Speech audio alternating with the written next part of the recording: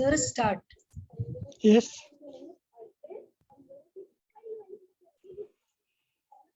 Thank you very much for allowing me to speak. Thank you, madam. Do you listen? Do you listen? Yes, sir, you can start your online Facebook. Yes, thanks. I am Shreeram Upadhyaya from Kathmandu. I am professor in Tribhuvan University, the oldest university of Nepal. It's a big university. I'm also working as advisor in Social Welfare Council in Nepal. I have observed many places. Recently, I went Bajang, very remote part of Nepal,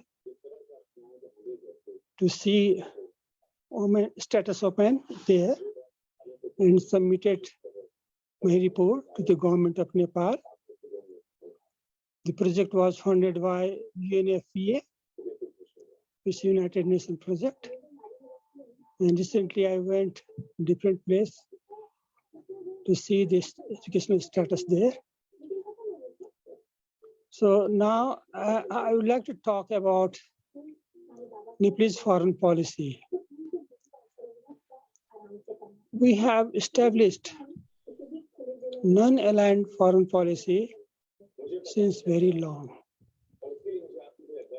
We are landlocked country, it's said. Landlocked. Some people said that is all side land in the north and south. We had China in the north and India in the south. So we maintain non-aligned policy, not to align with any country. But we have, because of our open border, we are more closed with India. Because we have easy access, no passport needed to visit India. We have long commercial relations since long, political, economical, and social relations since long. Many Indian scholars visited Nepal to study Hinduism and Buddhism. Long back, Adi Shankaracharya visited Nepal, Kathmandu, to worship Lord Pashupatinath. And he donated lands. He purchased land in Nepal and donated to Lord Pashupatinath. Long back. And he went Tibet from Nepal to spread Hinduism. But after Tibet, he did not return. Maybe he died there. But some people said that Adi Shankaracharya died in Haridwar. But we have many evidence that he went Tibet from Nepal. So the Nepalese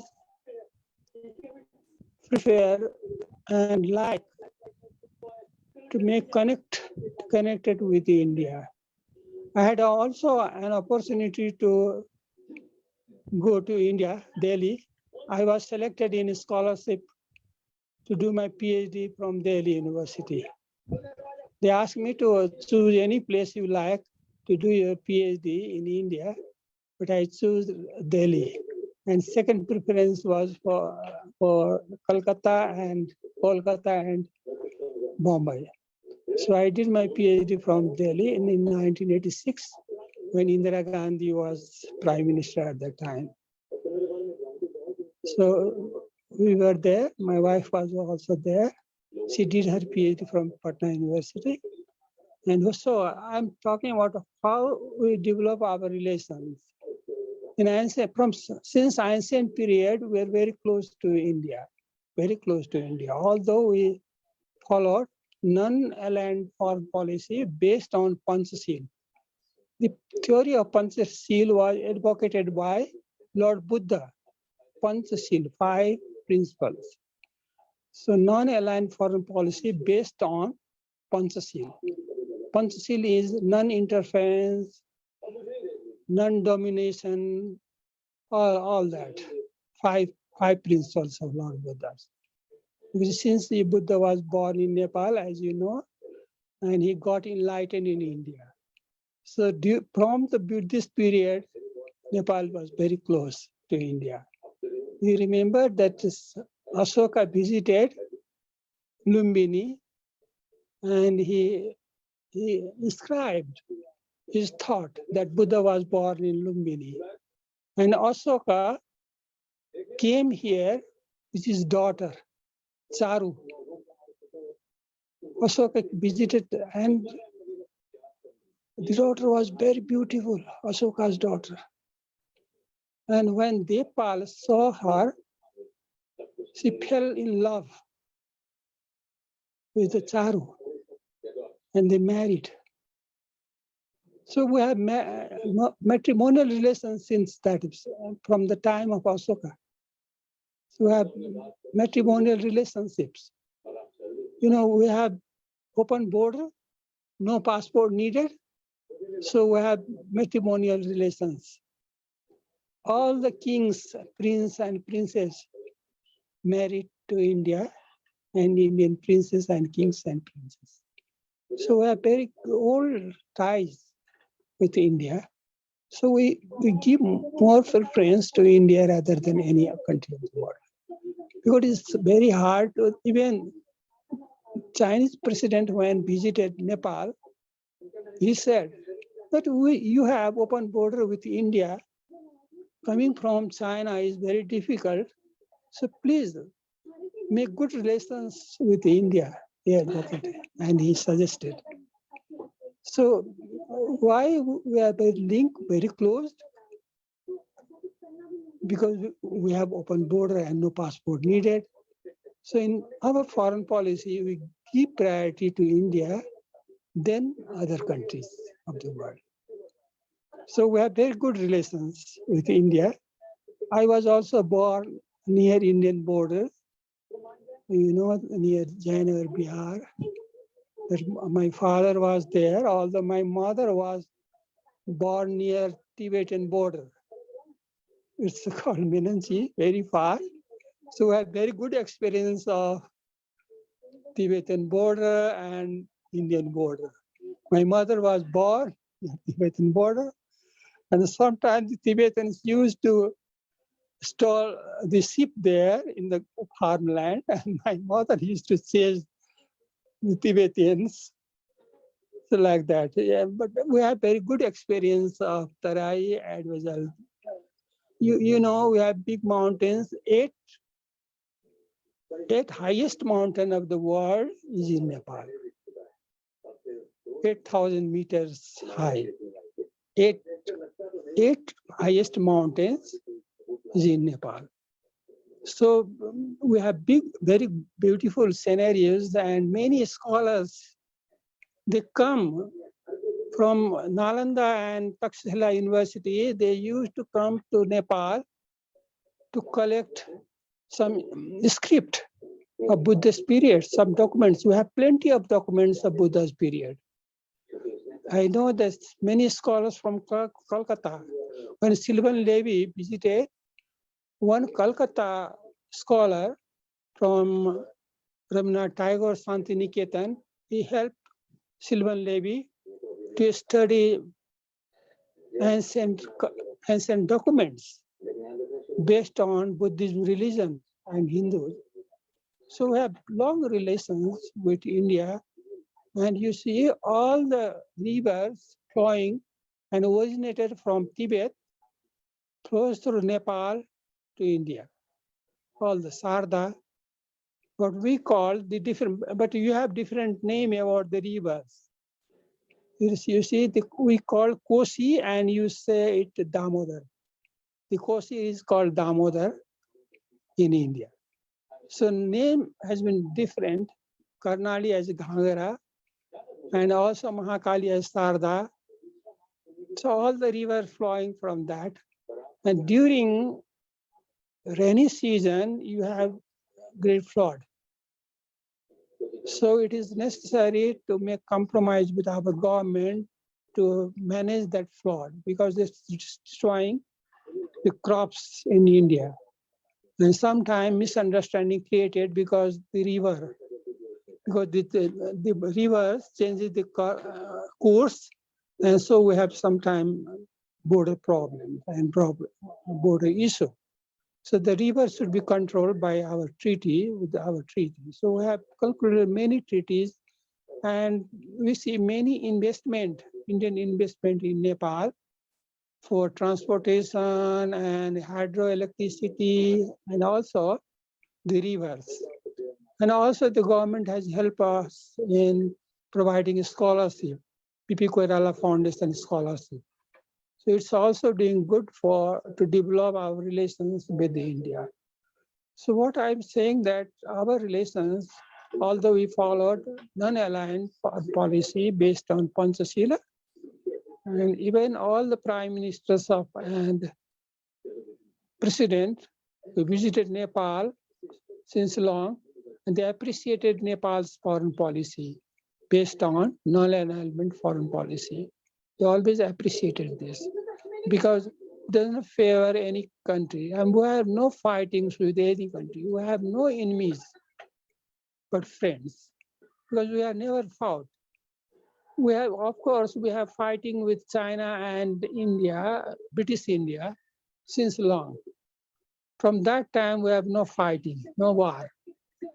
In the two World War, we fought. Of course, we fought through the side of British India because we are aligned with British India at that time. Because we fought during two World Wars, First World War and Second World War.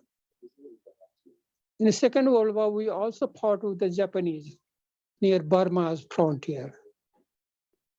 Yes, we also, our Prime Minister, Jang Bahadur. Jang Bahadur was the first Prime Minister who visited Europe. He was the first Prime Minister from Asia to visit Europe because since that time in 1850, there was no prime ministership in any country in the Asia. There was, in 1850, there was Qing government in China, not communist government like this, Qing government. In India, there was British government. And Nepal was only independent country at that time. Nepal was only independent country. So independent country, Jang Bahadur, our prime minister, was the only prime minister in the Asian continent. There was none. Because you see, in China, there was Qing government and there was no prime ministership. And India, it was under British colony. So there was no question of prime minister. It was only governor general in India who ruled there. So Jang Bahadur was the first prime minister from Asia to visit Europe. And he met Queen Victoria there. And he had good conversation with Victoria because he said that what was the motive behind visit of Jang Bahadur to England. Main motive was he wanted to take his territory back from British India because after Treaty of Sugauli, 1860, all Nepalese territory were taken by the British. Only half of the Nepalese territory was taken by the British. So Jang Bahadur requested Elizabeth to return back the territory lost by Nepal. So it was in 1850, Jang Bahadur visited England and he requested Elizabeth to return back all the territory lost by Nepal. But Victoria smiled and said, that is not our job. You can talk to company government in India. They will decide it. I'm not supposed to give you the permission. So she just smiled and she refused. And then Jang Bahadur went to France. Actually, British government did not allow Jang Bahadur to visit France because Britain and the French were enemy to each other at that time. And Jang Bahadur thought that he will take help of the France and get his territory back. He went France. But actually, in the beginning, British government did not allow him to go France. But at last, he requested Victoria to allow him to visit France. And then he went France and met, at the time, Napoleon III was the emperor of France. He met Napoleon III and requested him to help Nepal to get his territory back. Napoleon thought, okay, I will ready, but we are not stronger there in India. We are very weak there. As you remember, the French came in India before British came in India. So he said that we are not strong enough there, but he promised that he will help to train Nepalese army.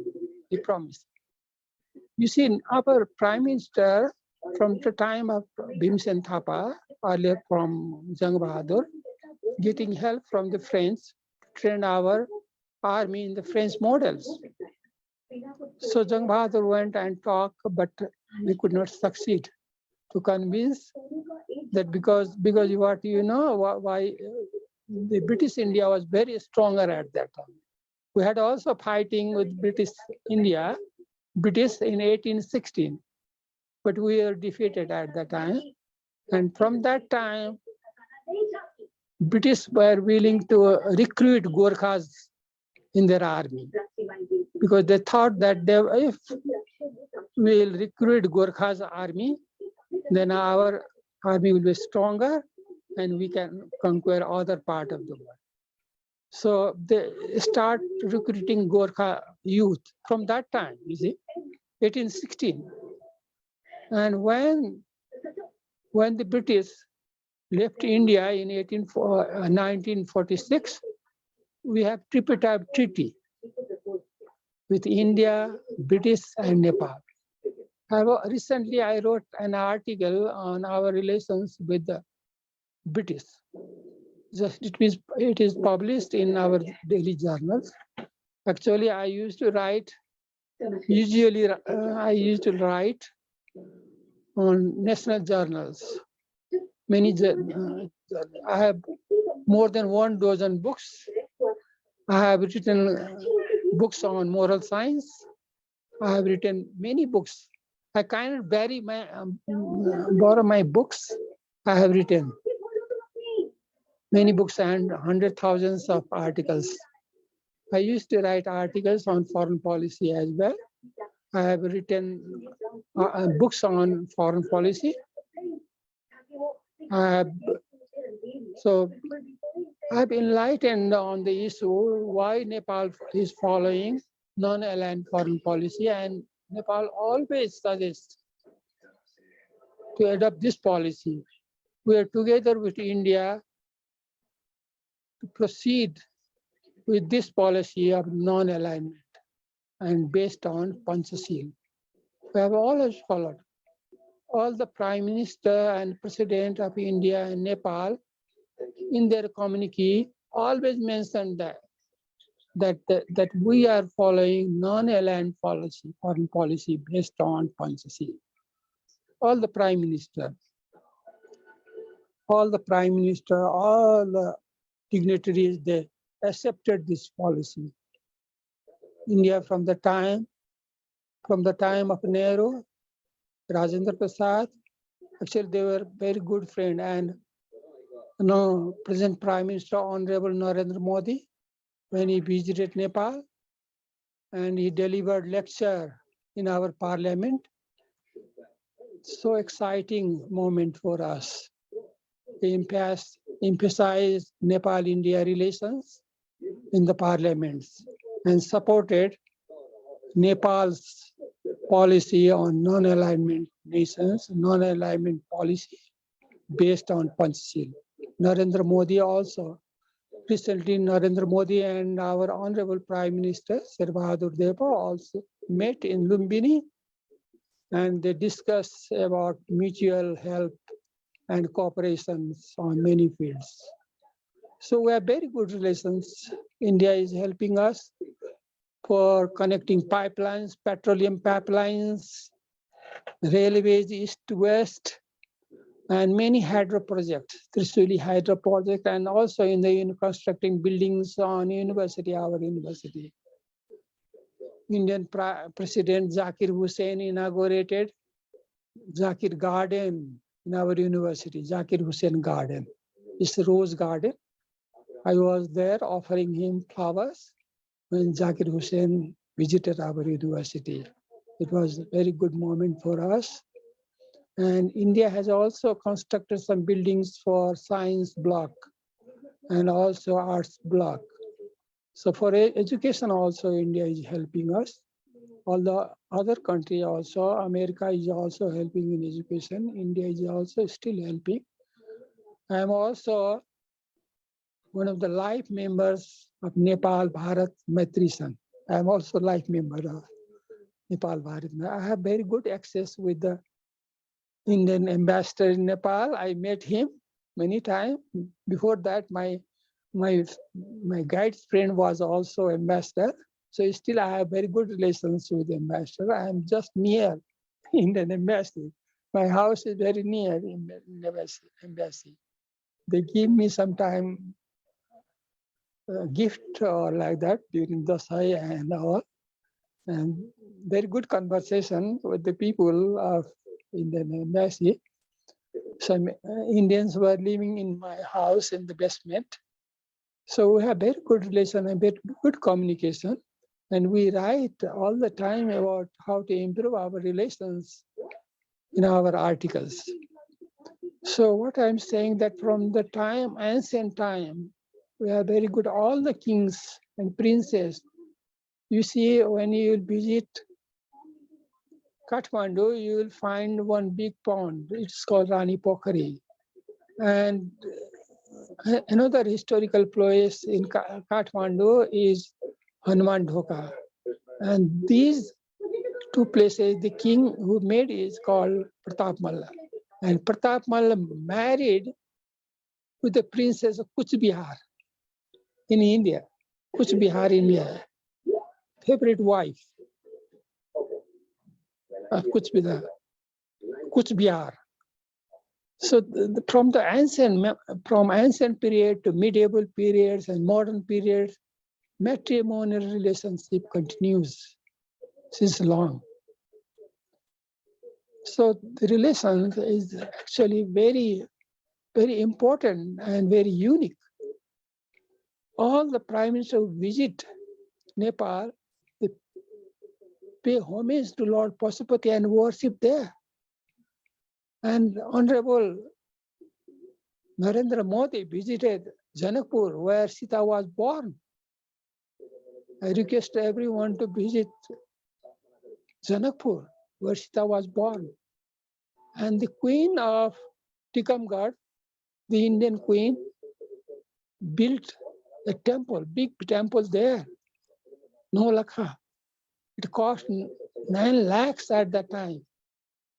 So you can see the Janakpur. And Honorable Indian Prime Minister Narendra Modi visited Muktinath. It's the highest point near Tibet. He visited that. The place was restricted, but Honorable Indian Prime Minister visited and worshipped there. Muktinath is a place. You can also visit Mansarovar and Kailash through Nepal. The road goes through Nepal. All the trade and commerce, Nepal was intra-port trade. The goods coming from India go through Nepal to Tibet and vice versa. So it was the trade link between Tibet and India. many Gosai traders from India used to visit this place and go to Tibet and return. Many scholars from China, they visit India through Nepal. Many scholars in ancient and medieval period. So it is very good meeting place. And Wen Sang described who visited China, India at the time, Chinese traveler who visited Wen Sang, you might have heard his name. He has collected many documents on Buddhism in India and Nepal and take all the documents to China.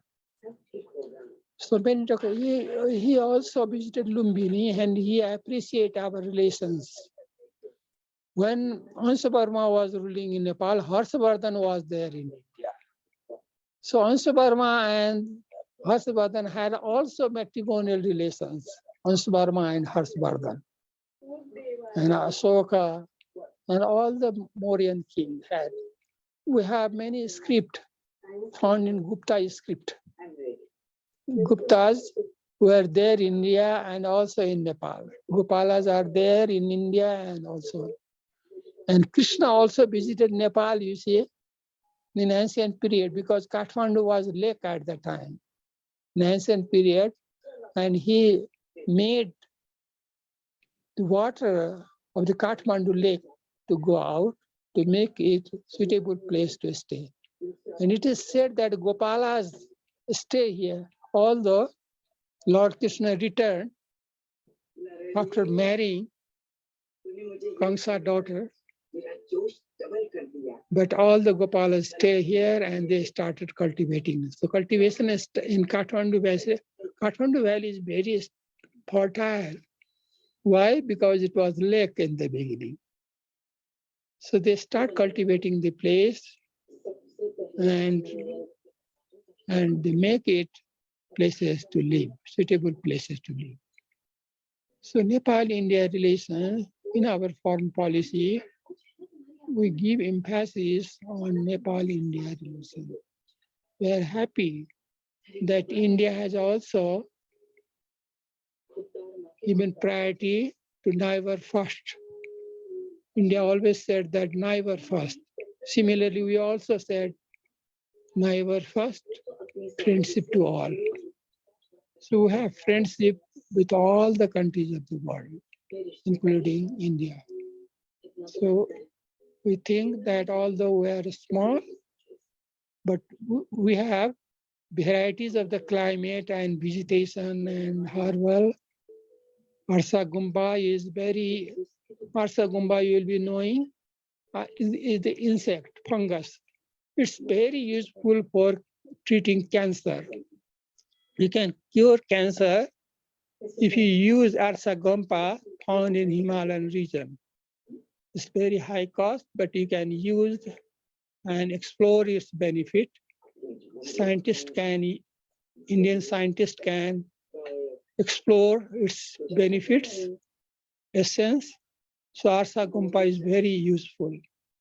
You see, and beside Arsa, many herbal plants. We have many millions of herbal plants. You know, we have desert to alpine climates, varieties of climate. Although nation is very small, but varieties of climate here. You can see many changes. If you go north, you'll go higher and higher and higher. If you come down, it's changing, the climate changing. Tara is very hot and Himalaya is very high, cold, very cold. You cannot visit Himalayas in summer. Summer is very cold. In January, in summer it's good, but in January month you can travel in the Himalayas. Himalayas is very cold. And you see, we have varieties of climate, very vegetation, fauna and flora, different gorges, highest gorge, highest mountain, Mount Everest, Kanchenjunga connecting India and Kanchenjunga you will be knowing, Darjeeling, and Nepal also. It's the symbol of our friendship. We have mountains from east to west, snowy mountains. In the world, you can see only snowy mountains, but in Nepal, you can see terrace of the mountains. In the north, snowy mountains all over, from east to west, snowy mountain. Then if you come south, you will see blue mountains, and then green mountains, and then plain land, like India, Indian plateau. Like you see the plain land near on the bank of the Ganges, like that. So Brahmaputra, all our river connected with the ocean, Brahmaputra and Ganges. All our rivers connect there. Also, the rivers are also the symbol of our friendship. We have been using transportation, means of transportation in the rivers. Lots of goods were brought from rivers. So we are still trying to connect Bay of Bengal with our rivers, Kosi rivers, so that we can bring our goods from India through the river. Because river is the cheapest means of communication and transportation. So we are trying to use that rivers also to bring our materials in Nepal. So we have very good communication and very good relations, traders relations. And since long, we have common currency also, since long. Indian currency were in circulation in India, and Nepalese currency were also there in India. Still in the border, they change the currency. So we have very good, all the Indian markets, we visit Indian markets most of the time to buy goods there. So most 90% trade is with India and Nepal. Rest from other part of the country. So we have open border, we are getting benefits. All the goods from India coming from India. We have the trade is in favor, the trade balance is in favor of India. We have less things to export. But anyway, we have very good relations, I think. So in our foreign policy, we give priority to India than any other country of the world. So we have very good relations. And although we have all relations with all the countries of the world, we have diplomatic relations with all the countries. Many embassies are there in Nepal, Kathmandu. They are also helping us in our development. China is also helping. We are connected with China, with Kodari Rajmarg.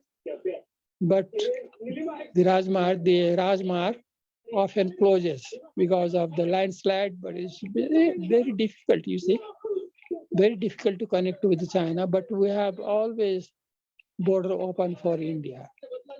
So more access with India than with the China, because to go to Tibet, we have to get passport. But in India, we don't need passport. We can go anytime we like.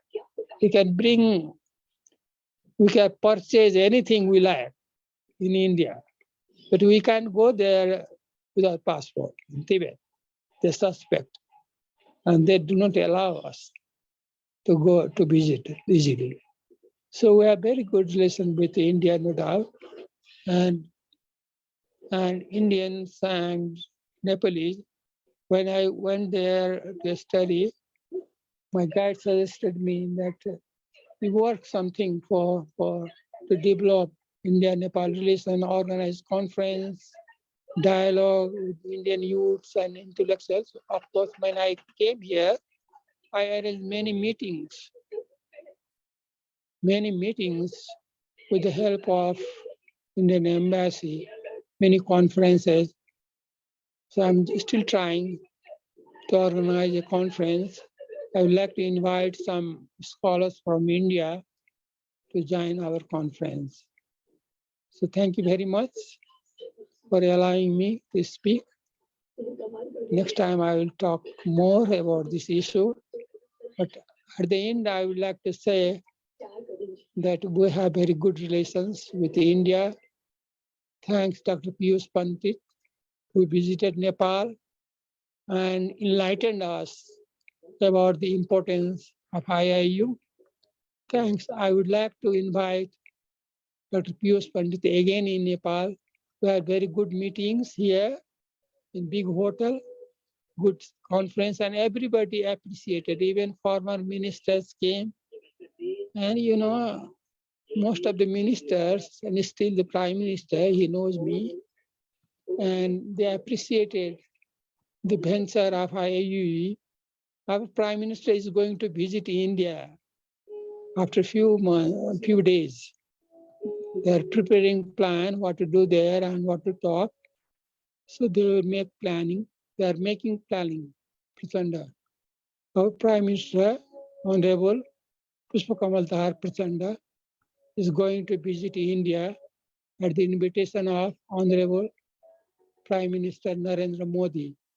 And we are expecting more aids, more help from India and solving all the border issues.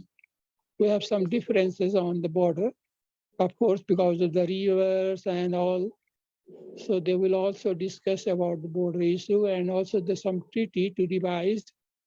So I guess probably they will talk about strengthening our relations, and we hope that the visit will be fruitful. The visit will be in near future, and we are very optimistic about the visit.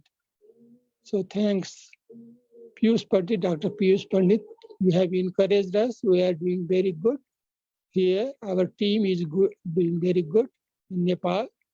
And many students are interested to join IIU, my students. Recently, we have also Open University in Nepal. I'm also in the subject committee there. I have prepared curriculum for their Open University in Nepal. Recently, yesterday, I went to meet registrar there, and we had very good communication, how to collaborate with IIU, and our university. So we are trying our best to involve all the peoples, all the students, my students, who are working in the government service. They want to join this university because they have no time to admit in the face-to-face classes. So they want to join online classes. It's better for them. So all the bureaucrats, my friends in the bureaucrats, and also my students who are working in the government in different capacity, they are also willing to join IIU. So I hope I will have great success in near future. So thank you, Piyush Pandit, for your venture, for spreading education through internet, online education. It's a good thing. We have one good example that without government sanction, some private organization has a school like that. The Gurukul system of education. In Gurukul system education, government don't give approval. They do it themselves. And what they do, they develop the skill of the students. If you have a skill,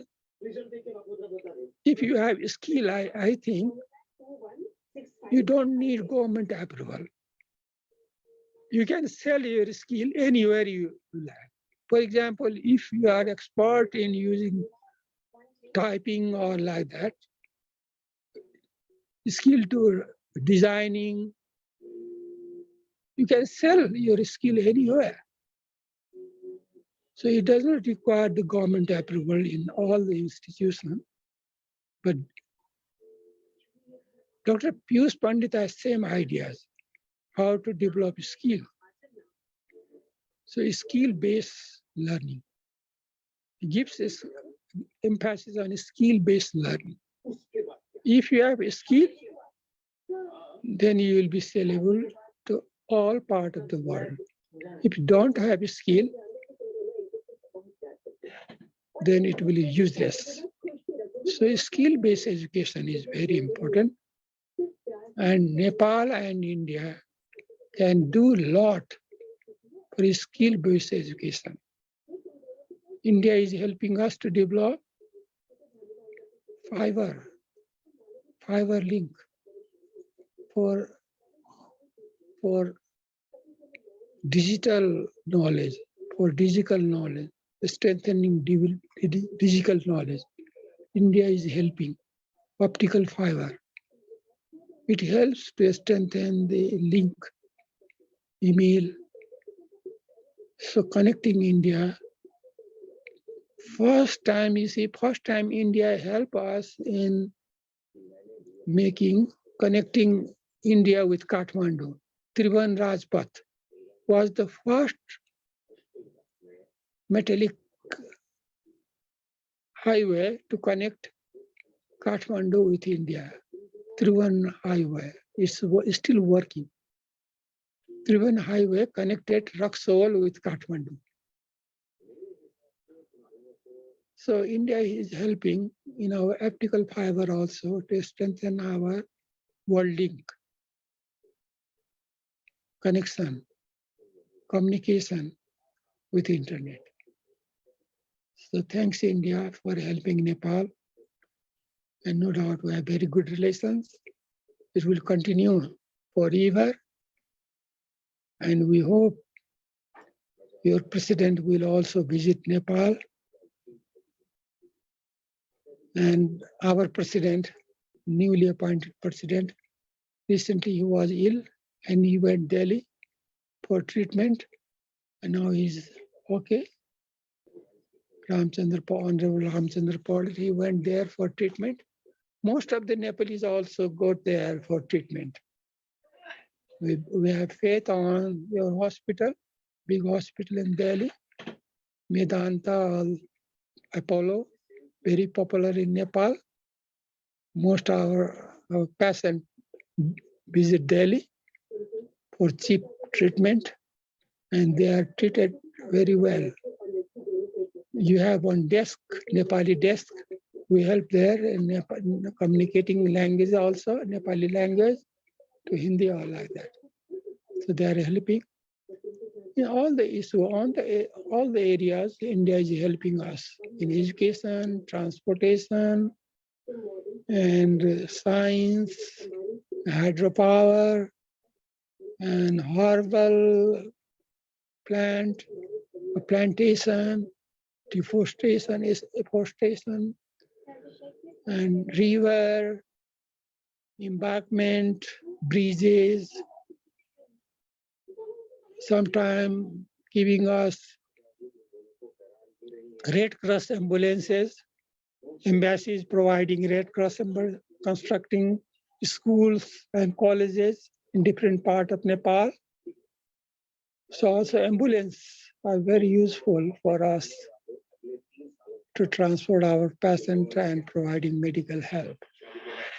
And India has constructed trauma center in Kathmandu, near Rani Pokhri, at the heart of Rani Pokhri.